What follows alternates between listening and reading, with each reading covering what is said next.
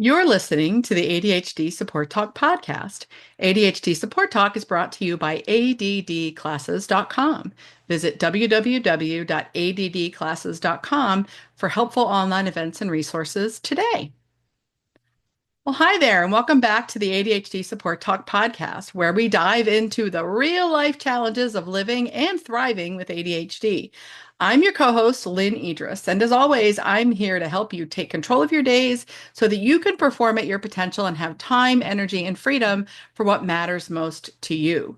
You can learn more about me and the programs and services I offer at coachingadvantages.com.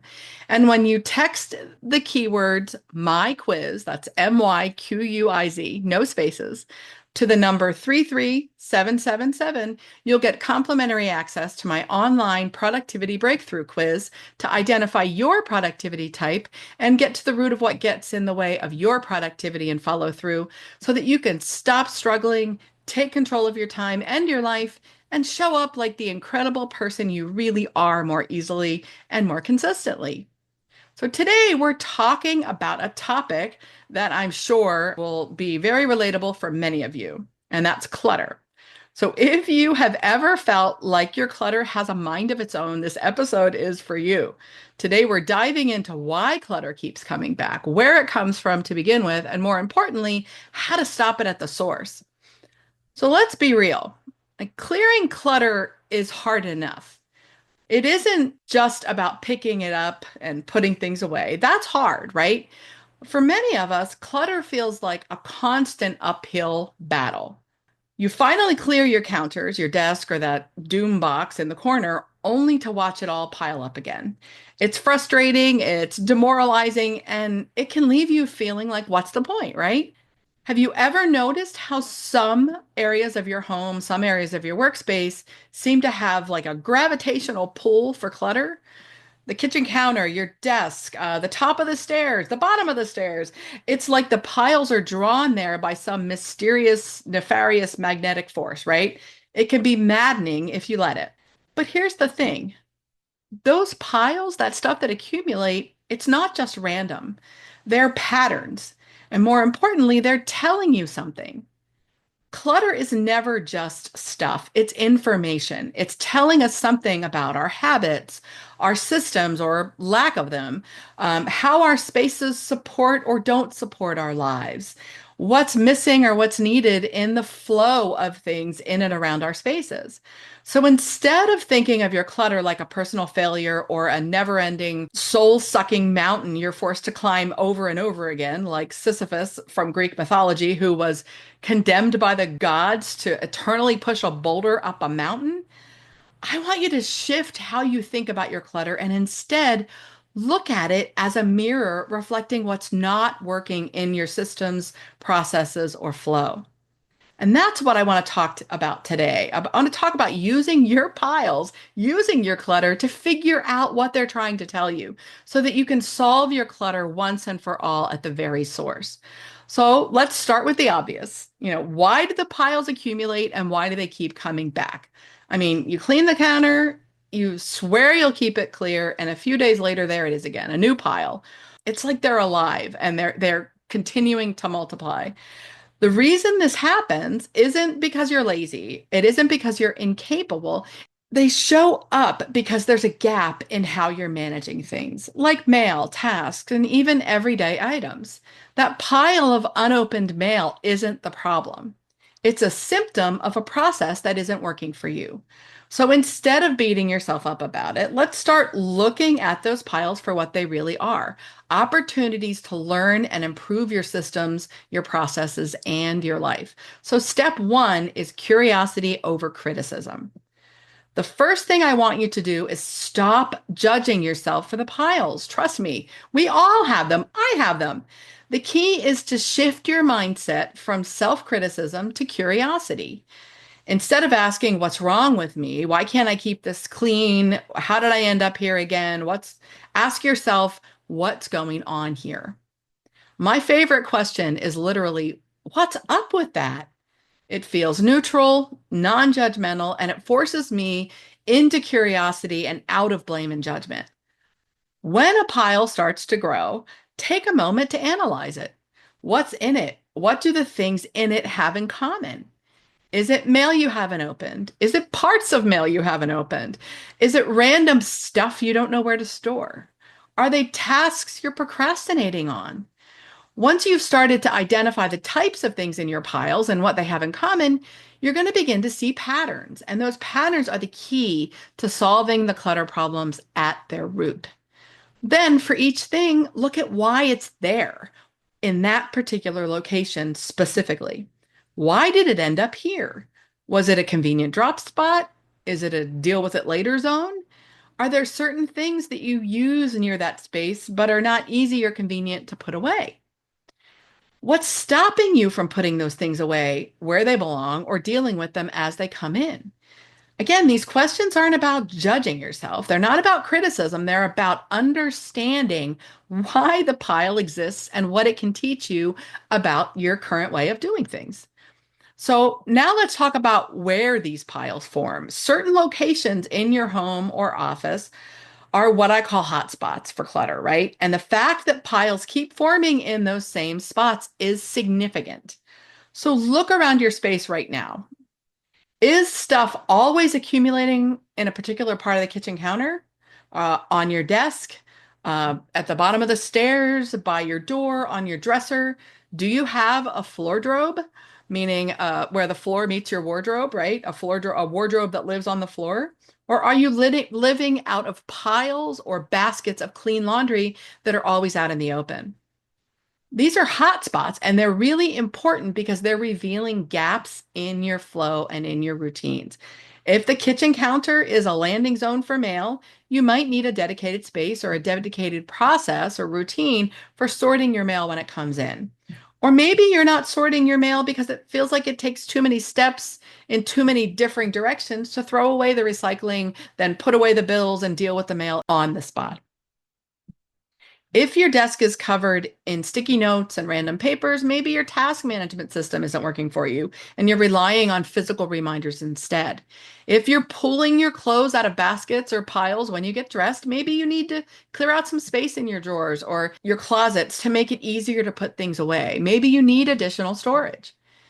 If you create a floor drobe of not quite ready for the wash laundry, or it piles up in a chair or on that expensive Peloton you spent so much money on, maybe you need some hooks to easily put them away.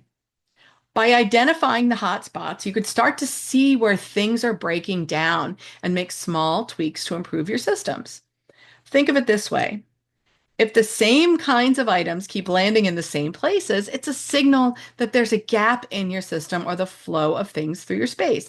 When you notice these patterns, when you notice your hotspots, it's an opportunity to adjust to make it easier to keep things clutter free. And that's what this is all about. It's about making life easier.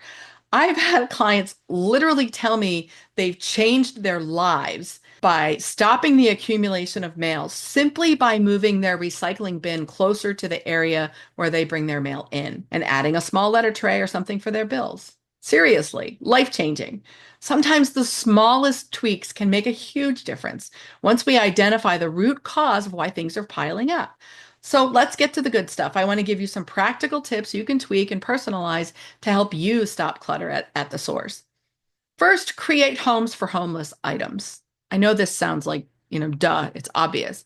But if certain items don't have a designated place where you know they are supposed to live, they're destined to end up in a pile.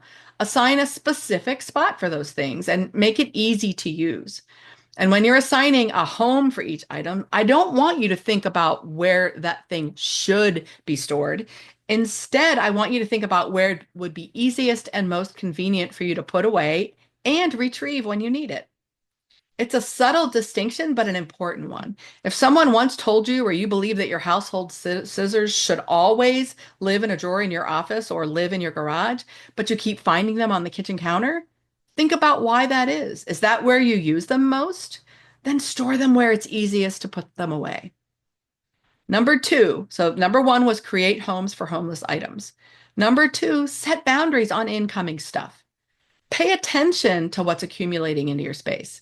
Do you really need it? Is it worth the energy to manage it? And just as important, look for what you can get rid of that takes up at least the same amount of space as what's coming in. I call this a net zero stuff policy. So for every sweater that comes into my home, I get rid of a sweater or some other piece of clothing that is about the same size and shape, at least, right? So I always want to keep what's coming in at a net zero so that I'm not accumulating more and more all the time.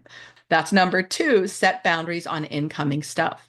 Number three is adjust your flow. If you're always setting things down in the same spot, it might mean that you've set up your space and your storage in a way that isn't naturally supporting you to use it. So rearrange things to match your habits.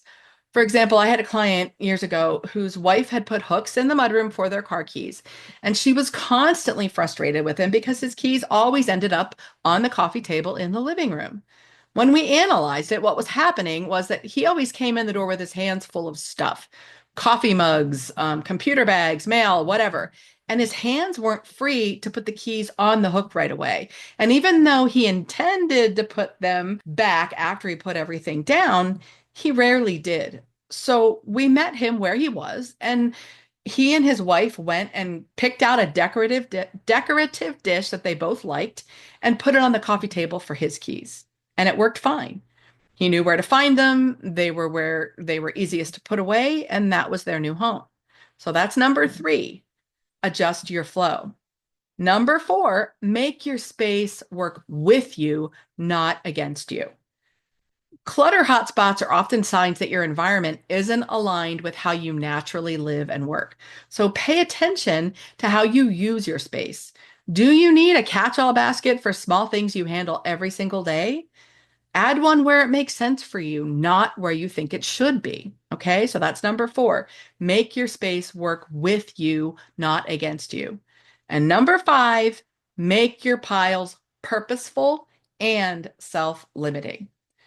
I will always be a pile maker. My brain tends to naturally organize things in clusters.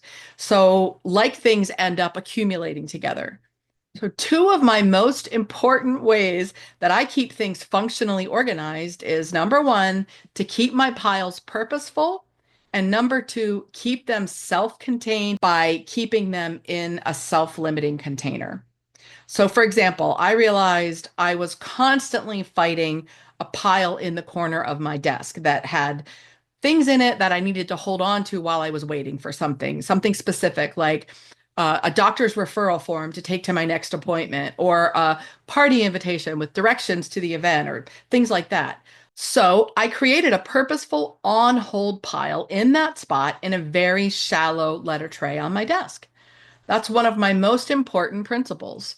We're all different, but for me, once paper especially, or really clutter of any kind, starts to accumulate to a certain size, it goes beyond being just paper or just a pile of whatever.